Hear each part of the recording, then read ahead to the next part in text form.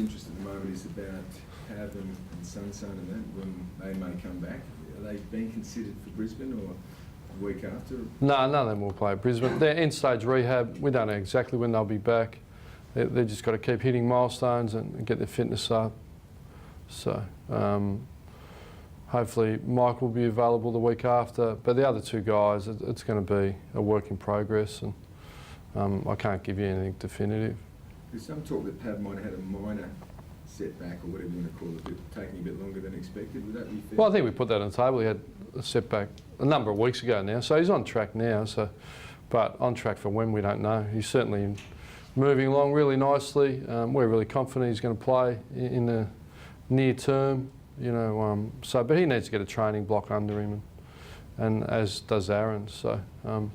But look, they're not front of the mind focuses for me. The front of the mind focuses for me are the 22 that played last week against Adelaide, and those guys putting their hand up for selection in the waffle, which went along and watched the Sharks versus Peel. It was a really good game and some good performances there. We've got a few other lads, you know, banging around at other clubs. So, yeah, they're my focus. I deal with the ones we've got, not the ones we haven't got. Will Alex Silvani, you think, come back in? He'll train today, he'll train Thursday, and he certainly played quite well in the waffle and feels more and more confident, so he's a really good chance for selection.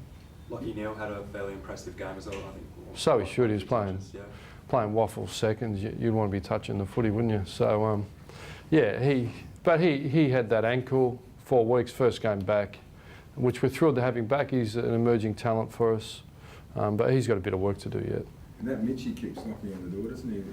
He's really... Yeah, he does, yeah. After 2 years out, he's 2 years without a game of AFL/Australian rules football. So, yeah, he's really shown us what he can deliver. He needs to keep stacking performances and training performances, and it's a hard midfield to break into, but he knows. We meet weekly, Viv and I, we sit down and map out where he's heading, so he's got a clear aims and objectives and a path to return to playing senior football, and hopefully it's in the near term. He'll certainly is banging on the door. What have you done over this break? Have you had to do anything different, or have you had to work for the group? Yeah, for the group. Yeah, we did a half-year review. Clearly, where we're strong, you know, contest and defence, and we need to improve our attack. So working on that. I'd like to get a couple more goals a week, but when we win, we average 100. So in our loss has been 72. So it's about consistency of attack.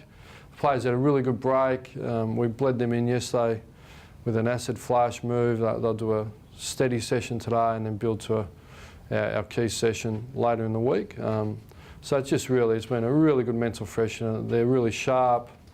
They're enthusiastic and vibrant, and they're looking forward to the challenge against Brisbane.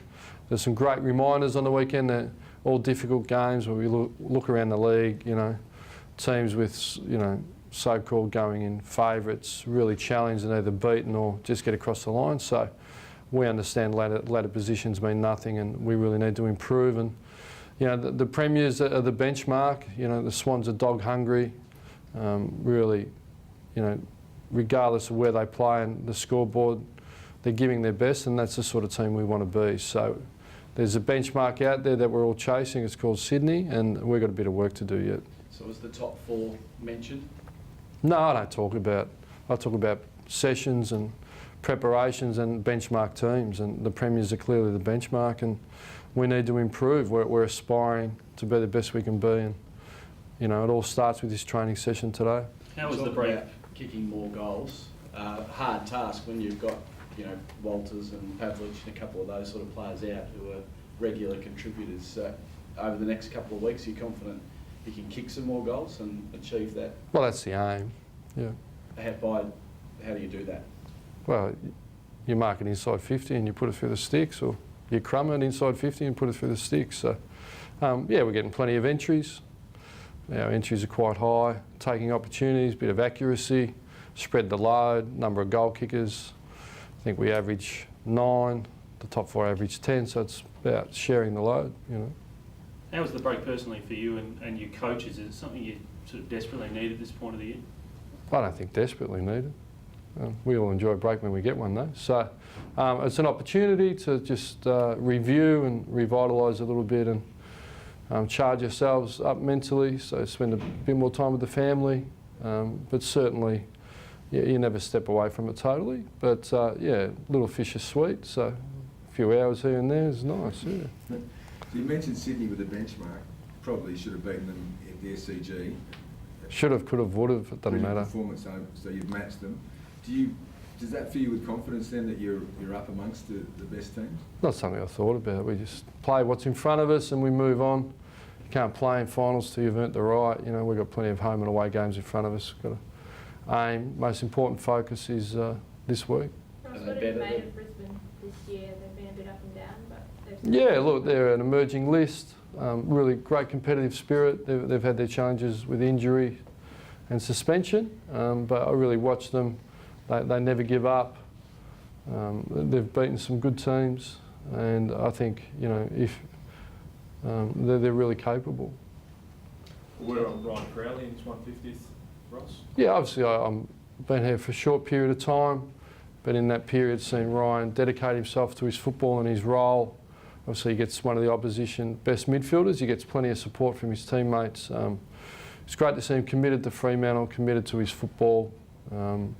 And he's a really strong off-field character as well, building his life off-field. So hopefully he'll go out the door a Fremantle person, and you know, and we've helped build a really good person post-football. But as it sits now, he's a real team driver.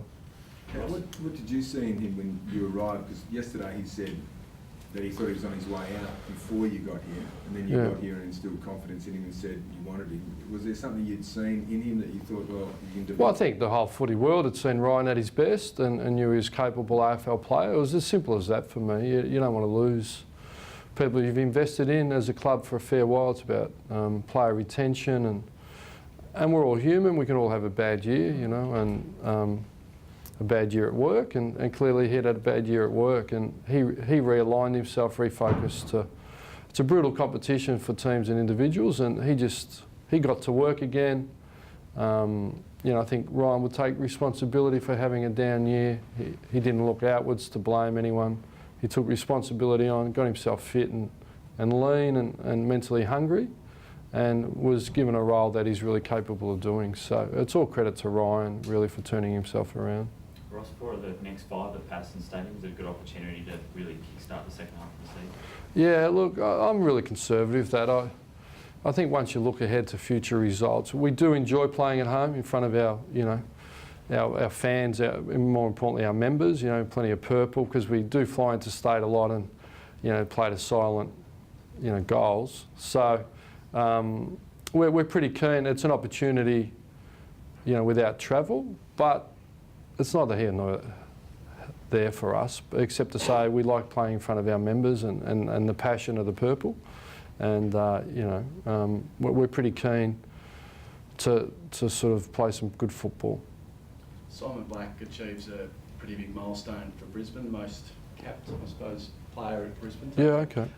How much preparation, how do you regard him in terms now as a 34-year-old, his importance to their team this weekend? Simon Black's got universal respect as one of the great players in the history of the game, you know, and one of the greatest teams ever. So we all admire him, his courage, his perseverance. He stands for everything that's great in the game. And, you know, and those that play with him will be keen to honour his, you know, achievement. But once that ball's bounced, he's someone that we need to control and knock over. He had, I think, 34 touches last week, still haven't. I think he's done that for 15 years, yeah. So does he become a pretty important player for you, and is he someone you might even tag to keep? Yeah, look, he's a special player. You know, is Rich going to come back? Does Rockcliffe come in?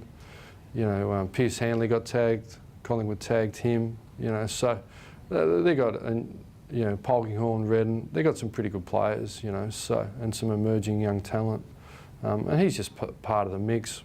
We haven't started on Brisbane yet. We've just been finishing our review. So we'll get to Brisbane in the next few days to our players, and because our focus is getting ourselves right first. And once we do that, we move on to the opposition. So you got me at a disadvantage. We really haven't started on Brisbane yet.